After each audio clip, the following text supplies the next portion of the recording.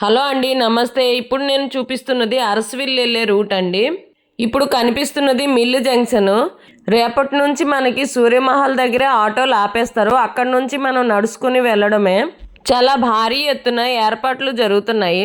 సూర్యుడి కిరణాలు ప్రసాదంగా మారే ఏకైక దేవాలయం అరసవిల్లి శ్రీ సూర్యనారాయణ స్వామి దేవాలయం నుంచి మీకు ఈ ప్రత్యేక వీడియో అందిస్తున్నా.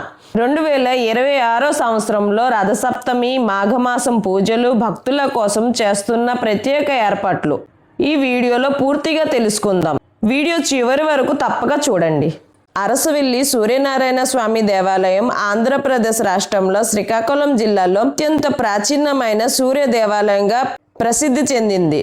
ఇక్కడ ప్రత్యేకత ఏమిటి అంటే ప్రతి సంవత్సరం ఫిబ్రవరి, మార్చి నెలలో సూర్యుని కిరణాలు నేరుగా స్వామివారి పాదాలని తాకుతాయి. ఈ అద్భుత దర్శనం కోసం దేశ నలుమూల నుంచి భక్తులు వస్తూ ఉంటారు. 2026 సంవత్సరం రథసప్తమి కోసం దేవస్థానం వాళ్ళు పెద్ద ఎత్తున ఏర్పాట్లు చేస్తున్నారు. ఉదయం నుంచి ప్రత్యేక అభిషేకాలు, సూర్య హోమం, వేద పండితుల మంత్రోచ్చారణ, రథోత్సవం. రథసప్తమి అంటే సూర్య భగవానుడి జన్మదినంగా భావిస్తారు.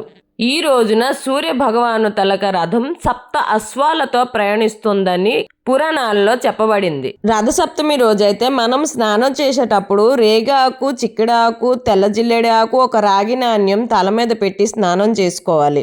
దగ్గరలో నది గాని సముద్రం గాని ఉంటే నది స్నానం, సముద్ర స్నానం మాఘమాసంలో చాలా మంచిది.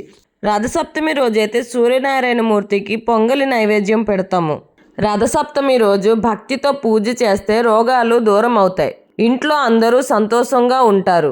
సూర్య భగవానుడు ఆశీస్సులు మనందరిపైన ఉండాలని నేను మనస్ఫూర్తిగా కోరుకుంటున్నాను.